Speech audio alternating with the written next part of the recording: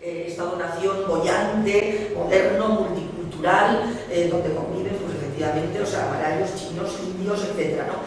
Pero en Singapur la libertad de expresión está tremendamente controlada, la libertad de manifestación, y hay periódicamente, vamos, yo creo que casi cada año, implacables condenas a cualquiera que intente saltarse alguna de estas prohibiciones, ¿no?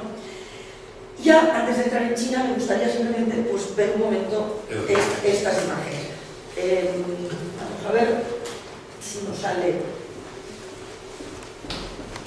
Así quedando arriba izquierda. A ver, yo es que mi relación con la informática es un tanto turbidosa.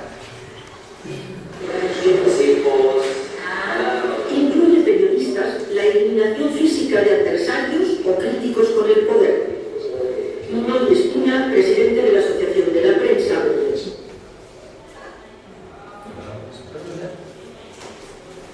Uno y otro caso. Alguno aclara, se enredó en turbios negocios e intrigas, pero la mayoría cumplían con su tarea de informar ante abusos, droga, corrupción, sobre todo en localidades pequeñas. La inacción oficial trae impunidad. Solo la presión exterior redujo algunos ataques, pero han recomenzado y las amenazas también. Yo recibí un mensaje móvil diciéndome: mañana informarás sobre una muerte en tu familia. Nunca me había asustado tanto. Si me amenazan a mí, bueno, pero no a mi familia. Tuve que marcharme para que esté más segura. Colocar una pistola junto a la máquina de escribir hace que muchos se sientan mejor. Esta no es la actitud apoyada por la Asociación de la Prensa, pero no en vano, Filipinas es uno de los países donde más periodistas caen abatidos por las balas. Cualquier responsabilidad militar y policial en esta guerra sucia es de plano rechazada por la autoridad. Está claro que con el ejercicio de la profesión, los periodistas se crean enemigos personales.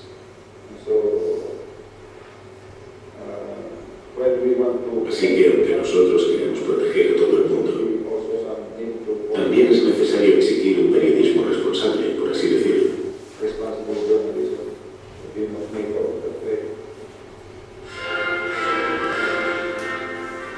Con el himno nacional y una oración se inician en la base aérea Villamor de Manila los cursos de práctica de tiro para periodistas.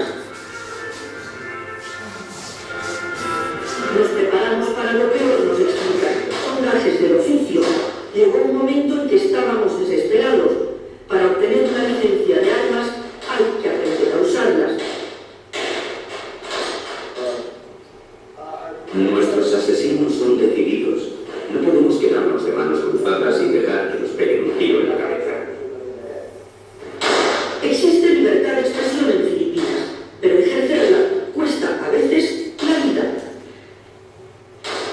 En esta mañana de sábado, 81 profesionales de prensa son entrenados por expertos militares, mientras la doctrina oficial propugna que se acabe con las armas en manos de civiles. Bueno, esto, o sea, es en Filipinas, como veis. O sea, Filipinas,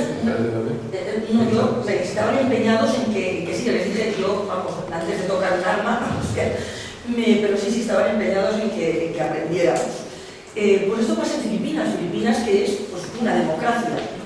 Y cuando el general, claro, ahí pues es muy corto, el general Esperón, desde que habla, pues es el máximo responsable, ahora va de asesor de la paz presidencial, pero fue el comandante en jefe de las Fuerzas Armadas, no, el comandante en jefe de la presidenta, o sea, el jefe de las Fuerzas Armadas filipinas hasta hace muy poco, y evidentemente, pues claro, no acepta, o sea, le empuja la responsabilidad al la mala práctica de los periodistas, ¿no? Pero hay un informe de Naciones Unidas, de Philip Alston, que fue enviado, que, vamos, relata y reseña cómo está probadísimo que está detrás de los asesinatos de periodistas y de activistas, que es otro pedazo del reportaje, pero por no alargarme, no lo pongo, están vinculadas el ala dura de los militares, ¿no? Y sin embargo, pues bueno, todo eso, ¿cuántos de vosotros habéis visto que en algún medio pues de España se haya informado de eso?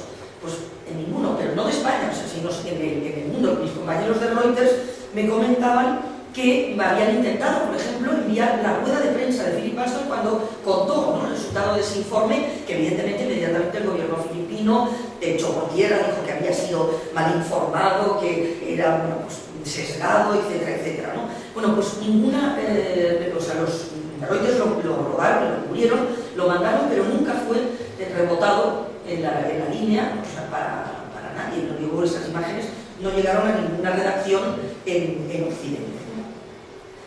La situación está empeorando en todos estos países, ¿no?, que vengo reseñando en los últimos años. O sea, que en vez de ir a mejor, pues se va claramente a peor. Y también en China. Y entonces entramos ya en China, donde se suponía que los Juegos Olímpicos, ese fue uno de los argumentos que esgrimieron para obtener que se aprobara su candidatura, pues se suponía que iban a traer mayor libertad de expresión. Bueno, pues de eso nada, no lo hubo durante los Juegos y desde luego no lo ha habido posteriormente después de los Juegos. De hecho, antes de los Juegos se provocó una situación de tremendo nerviosismo, sobre todo después de lo que sucedió con la antorcha y de los movimientos, incidentes en Lhasa, en el Tíbet, y entonces empezaron a hacer un control severísimo en Pekín de quién entraba y quién salía. Entonces, durante los 3 meses anteriores a los Juegos, prácticamente desde mayo, las entradas de Pekín estaban controladas y paraban a los vehículos para ver quién venía, quién iba. Hay una compañía de autobuses española, ALSA, que está plantada en China desde hace muchos años, y me comentaban, por supuesto no me dejaron rodar, pero sí me lo contaron off the record, que le subían los policías a los autobuses a 10 kilómetros, 15 kilómetros de Pekín para ver quién estaba en el autobús. A nuestras casas vino la policía, concretamente la mía, 5 veces entre febrero y agosto, para comprobar si yo vivía sola, si tenía invitados. Teníamos obligación de que si venían nuestros amigos, que claro, venía gente continuamente, en 24 horas teníamos en el ascensor un cartel que ponía que estabas obligado a registrar en la policía cualquier visitante que viniera en tu casa, aparte de ti. Aumentaron los voluntarios que en los barrios debían formar al barrio para recibir a los visitantes olímpicos con hospitalidad, etc. En realidad lo que era un mayor control para que cualquier persona que llegara al barrio, que no fuera conocida, inmediatamente se diera parte de que quién era esa persona, por qué estaba allí, etcétera, etcétera. Luego, como todos seguramente recordaréis, se cerró la entrega de visados. O sea que prácticamente los hoteles se quedaron a media capacidad cuando pensaban que iban a hacer el gran negocio, porque no se dejó que fueran ni chinos de otras provincias, es decir, que los que viajaron eran grupos muy controlados, ni que se dieran visados a extranjeros.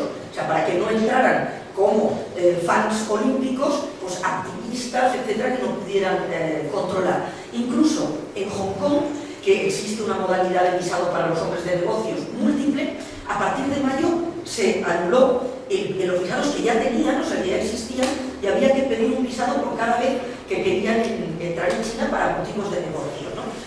Hubo, ya digo, realmente unas medidas tremendas de control. Por ejemplo, se empezó a preparar, allá por también enero-febrero, bueno, pues un grupo de supuestos espectadores, ¿no?, que iban a ir a los estadios, y entonces eran elegidos en las fábricas y en los puestos de trabajo, y entonces se les entrenaba, se suponía, también para ser buenos fans conocedores de los deportes y mover las cositas esas de colores y tal, pero en realidad era gente que iba a llenar estadios que se sabía quién era, o sea, para que tampoco pudiera de repente haber una sorpresa, bueno, pues cuando estuvieran las cámaras allí en algún momento durante las pruebas, ¿no? Para la inauguración, las entradas que se vendieron con carnet de identidad, foto, se tenían que pedir como 3 o 4 meses antes, y luego pues se entregaron a primeros de julio más o menos, ¿no?